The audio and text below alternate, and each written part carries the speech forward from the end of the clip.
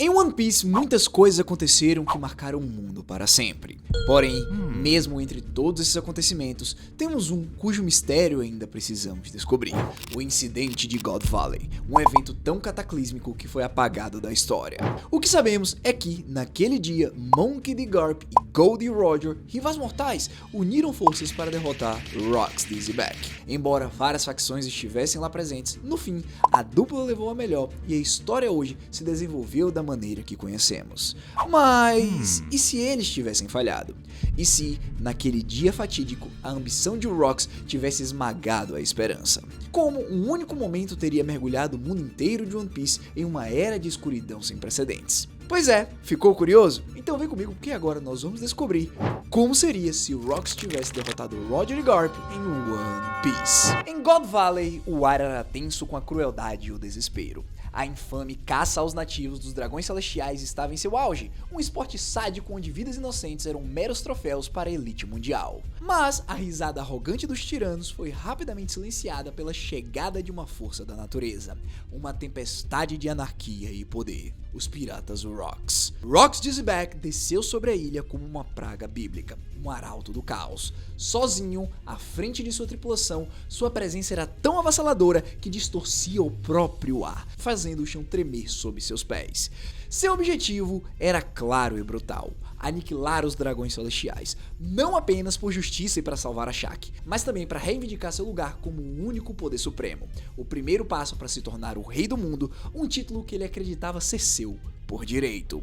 Atrás dele, um bando de monstros se tornariam lendas por si só. Um jovem Edward Newgate, o futuro Barba Branca, que apesar de odiar a anarquia do seu capitão, lutava com uma fúria controlada para proteger os escravos e os inocentes. Um Kaido adolescente, já uma besta de batalha indomável, sedento por conflito e destruição. E Charlotte Lilin, a futura Big Mom, ceifando vidas com uma fúria implacável, sua risada maníaca ecoando pelos ares. Fora também, que eu não vou nem comentar, dos outros integrantes poderosos: Shiki, o futuro Leão Dourado, Silver Axe, Capitão John, Ganzui, Wanzi, Don Marlon, Gloriosa e Miss Bucking. Essa galera da pesada fez com que todos no local parassem para olhar para eles. Mas calma, porque nesse meio tempo, um novo navio surge no horizonte, rasgando as ondas com uma velocidade impressionante. A Jolly Roger de Goldie Roger, o homem que um dia seria conhecido como o Rei dos Piratas.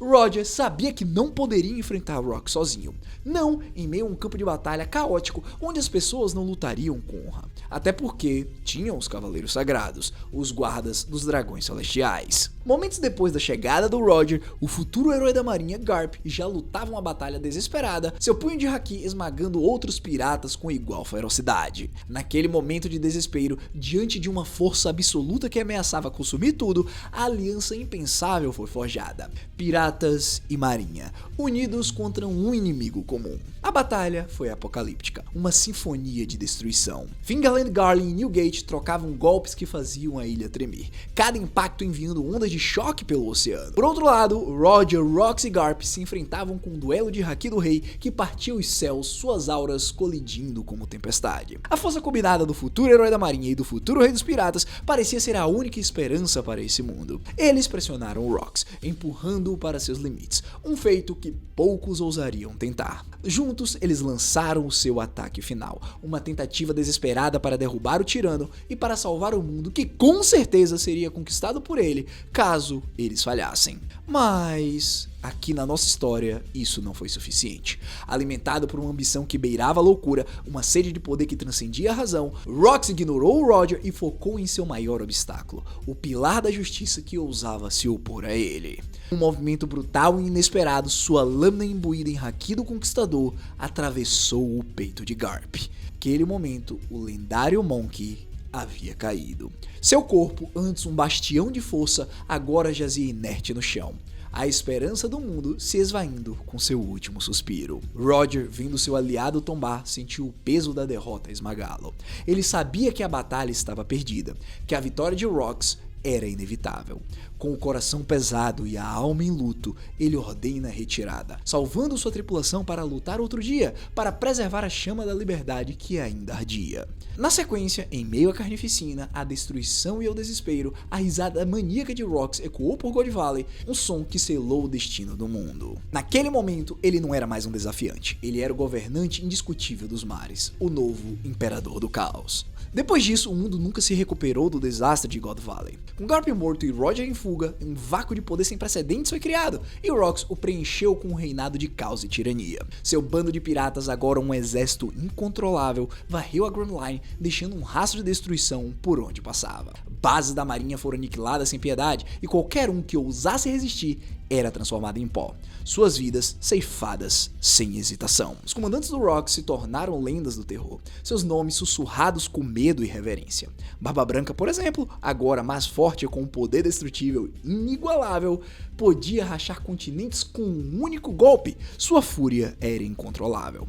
Kaido obteve sua mítica Akuma no Mi, tornando-se um dragão da destruição, sua forma bestial aterrorizando os céus. Big Mom expandiu sua família, Ava, criando um império sombrio de almas roubadas, sua utopia distorcida se espalhando como uma praga.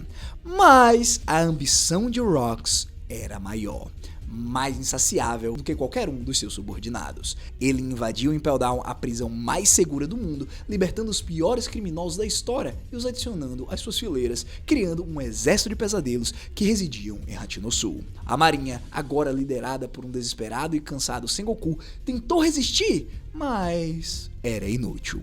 Em uma batalha final e sem esperança, Sengoku também caiu, sua justiça esmagada pela escuridão. A justiça do governo mundial, o pilar da ordem, estava morta, substituída pela anarquia.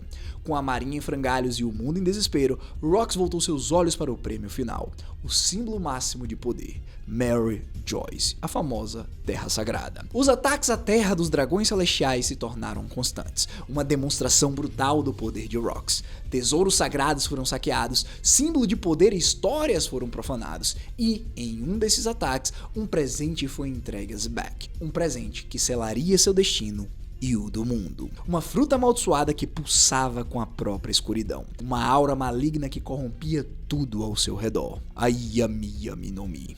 Ao devorá-la, Rox se tornou um buraco negro humano, uma personificação da própria escuridão. A gravidade se curvava à sua vontade, a luz desaparecia em sua presença e o poder de qualquer outra Akuma no Mi era anulado, tornando-o invulnerável a qualquer ataque baseado em frutas. Somado ao seu haki do conquistador completamente absurdo, ele era um titã.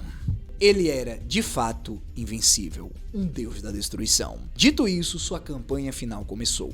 Uma marcha imparável sobre Mary Joyce para tomar o trono vazio, o símbolo do poder supremo. Um dia, se vocês se lembrarem agora nos capítulos recentes, vimos que Rox invadiu o Quarto das Flores de Musama e prometeu que voltaria. Bom, ele voltou para cumprir a sua promessa. Nesse dia, os Cavaleiros Sagrados, Guardiões da Terra Sagrada e os 5 Anciões, as figuras mais poderosas do governo mundial, revelaram suas formas monstruosas, verdadeiros demônios de eras passadas. Seus poderes lendários despertados para defender o que restava de ordem. Mas nem mesmo seu poder ancestral pôde conter a fome insaciável da escuridão. Um por um, cada um deles foi engolido pelo vazio, suas existências apagadas. Finalmente, das sombras mais profundas, surge Imu, o verdadeiro governante do mundo. A figura oculta que manipulava os fios do poder por séculos. A batalha que se seguiu foi um pesadelo, um confronto entre a tirania oculta e a tirania declarada, uma luta pelo controle absoluto. No fim, Rox saiu vitorioso, apagando Imu da existência e reivindicando o trono que ele tanto almejava.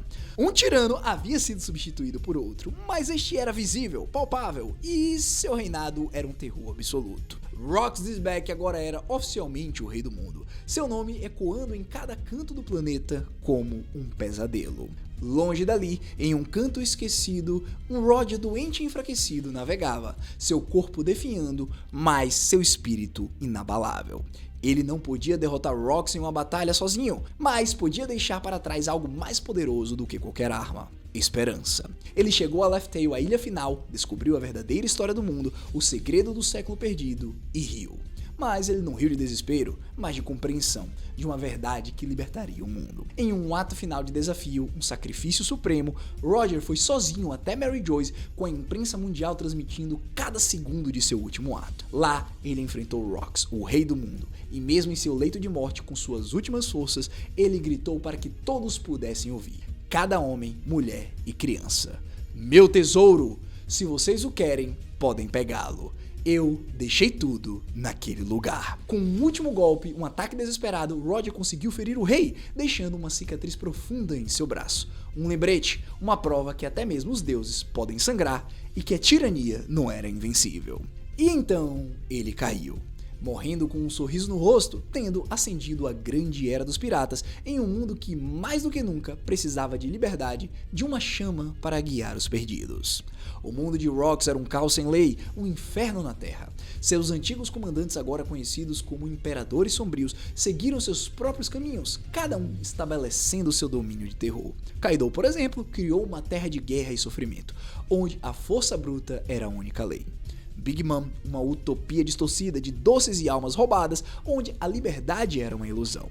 Mas Barba Branca, o único que ainda mantinha um resquício de honra, honrando o espírito de Roger, criou um refúgio para os desamparados, uma família, um porto seguro em um mar de desespero. Enquanto isso, duas crianças cresciam nas sombras desse mundo quebrado, seus destinos entrelaçados com a esperança de um futuro melhor. De um lado, Ace, o filho de Roger, que foi escondido e criado por Sylvius Rayleigh, o braço direito do rei, que, cumprindo as ordens do seu capitão, protegeu o último de sua linhagem.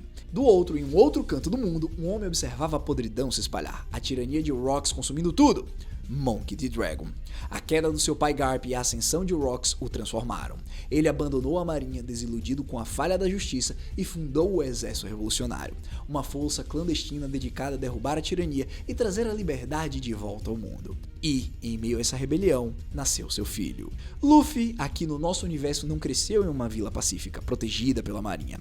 Ele cresceu em campos de batalha, testemunhando a crueldade do mundo e sendo treinado pelo Dragon desde que nasceu, e também pelos comandantes revolucionários. Ele não conhecia a paz, apenas a luta pela liberdade, a busca incessante por um mundo onde todos pudessem sorrir. Diante disso, de forma irônica, o destino uniu os filhos dos dois maiores inimigos de Rox.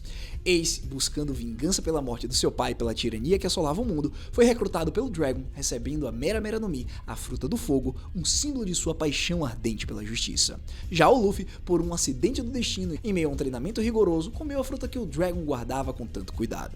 A Hito Hito no Mi, modelo Nika, a fruta do deus do sol, a personificação da liberdade e da alegria. As sementes da revolução haviam sido plantadas. 15 anos se passaram. O reinado de Rox Disback, embora absoluto, começava a mostrar sinais de desgaste. Ele, agora envelhecido e paranoico, sentia o peso do tempo e a ameaça de uma nova geração. Só que, nesse mesmo momento, ele descobriu a existência da Ope Ope no Mi e sua capacidade de conceder a vida eterna, uma obsessão que o consumia. Diante disso, seus espiões espalhados por todo o mundo a encontraram, nas mãos de um jovem e brilhante médico revolucionário chamado Trafalgar Law, um dos mais promissores membros do exército revolucionário. Rox, sedento pela imortalidade, partiu sozinho para esmagar os revolucionários para reivindicar a fruta que lhe daria a imortalidade. A batalha foi brutal, um massacre unilateral. Dragon, Kuma e Ivankov, os pilares do exército, todos foram subjugados pelo poder avassalador da escuridão de Rox, suas esperanças esmagadas. Rox até mesmo capturou Ace, o filho do seu antigo rival, pronto para extinguir a linhagem de Roger de uma vez por todas, para apagar qualquer vestígio de esperança. Mas, ao ver seu irmão em perigo prestes a ser executado, algo despertou em Luffy. Não era apenas raiva, mas uma liberdade inata, uma alegria contagiante que não podia ser contida. Naquele momento, os sons dos tambores da libertação ecoaram pela primeira vez naquele mundo sombrio, abafando o som da tirania. Seu cabelo ficou branco, seu corpo se encheu de liberdade ridícula e poderosa, transformando em uma figura de borracha e alegria. O Gear 5 havia nascido, a personificação da liberdade. Rox, o tirano que governava com poder absoluto, que havia subjugado o mundo com sua escuridão, agora enfrentava um poder que não tinha lógica, que desafiava todas as regras. Um poder que transformava o mundo em um desenho animado, onde a imaginação era a única fronteira. Dito isso, a batalha final começou. Escuridão contra a liberdade, tirania contra a alegria, realidade contra a imaginação. Para cada buraco negro que o Rox criava, tentando engolir a esperança, Luffy respondia com um soco gigante que dobrava a própria realidade, transformando o ambiente em um playground de borracha. Diante disso, o Rei do Mundo, que havia derrotado Garp, Rod e até mesmo Imu, e que também havia subjugado o mundo pelos últimos 15 anos, não conseguia entender o poder que o enfrentava. Um poder que ria na cara da escuridão. Diante disso, com um golpe final, um punho envolto na mais pura vontade de ser livre, um soco que carregava o peso de todas as esperanças e sonhos do mundo, Luffy colidiu com o Rei das Trevas. E nesse momento, a escuridão que cobriu o mundo por tanto tempo, a tirania que parecia ser invencível, finalmente se despedaçou, como um espelho quebrado. Rox is back, o tirano, o Rei do Mundo, caiu. Sua ambição, sua escuridão, seu reinado de terror, tudo se desfez em pó. A era mais sombria da história havia terminado, e das ruínas, uma nova era forjada no fogo da revolução, nos sons dos tambores da libertação e na risada contagiante da liberdade, estava prestes a começar. O mundo finalmente podia respirar. E com isso, eu pergunto a você: curtiu essa viagem em um mundo alternativo de One Piece, onde quase que o Rox dominou o mundo para sempre? De qualquer forma, deixa aqui nos comentários o que é que você achou, e se você quiser continuar acompanhando vários como serias em relação ao One Piece e até mesmo análise dos mangás e teorias mais insanas, já se inscreve no canal, deixa o like e ativa o sino. Ah, também não posso esquecer, se quiser uma história tão legal quanto essa, olha esse próximo vídeo que tá aparecendo na sua tela.